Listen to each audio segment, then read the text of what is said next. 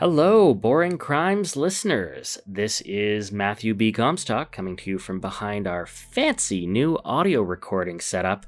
I hope it sounds really good because it looks really weird. As you can imagine, it's been a busy few days here sorting through the bag of Alice's stuff that got dropped off. I'm still digging through everything and trying to sort the wheat from the chaff, so to speak, but in the meantime, I have gotten a few more emails that I wanted to address here. Just be patient with me, I'm kinda new to all of this. So working out a missing persons case from the stuff that just happened to be on their desk is... well, the movies have lied to me, friends. In case you're wondering, no, there has not yet been a smoking gun, but every time I flip a page, it could be there, so by the time I release my next episode, I still fully expect to have found something game-changing. Pinky swear. Our first email is asking how I knew Alice's room number was 313. To be honest, I kind of didn't. The first time I went to the building and took a picture of the notice, I looked at the labels on the mailboxes to see if I could find her. And I couldn't, but one of the names was taped over. And then when I managed to get up to the third floor myself, that was the only door with tape on it too. So I made a leap. But I think it was a pretty small leap. I was just assuming the building didn't have any other active but ignored missing persons cases, and what do you know? Turns out I was right. Someone else asked how I knew the layout of Alice's dorm. Again, educated guess. I went on the company website, they've got floor plans for all their units. I knew Alice had 2 roommates, so I looked at the 3-bedroom ones, and since everyone said she was kind of a loner, I predicted she'd pay extra for an ensuite. Presto. It's almost like I'm getting the hang of this.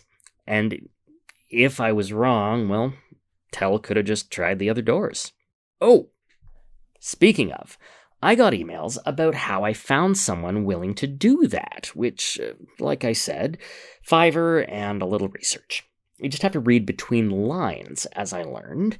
People will post a sort of public-facing set of services, but the real deal might be hidden somewhere in there. In this case, I saw someone advertising very basic locksmith services, but she noted that, well, she could also teach Zoom classes on introductory lockpicking for entertainment purposes only, of course. So a few delicately worded back and forths, and we came to an arrangement.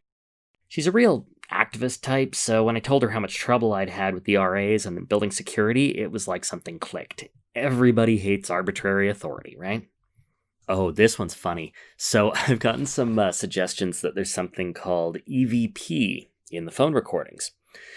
I had to look that one up. It stands for Electronic Voice Phenomenon, and it's supposed to happen when you record a haunted place or something, and you get what sounds like voices in the recordings. So I listened back, and I couldn't really hear it.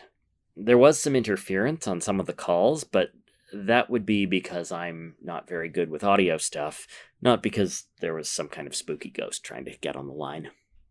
Anyway, thanks to everyone for writing in and asking questions.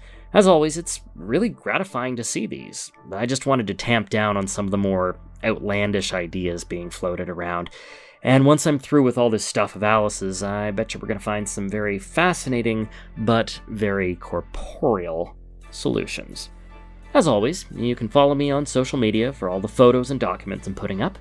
That's at Boring Crimes on Twitter and at Boring Crimes Podcast on Instagram. You can subscribe to Boring Crimes on most of your favorite podcast apps, and I'll see you in a week or so with revelations, reveals, answers.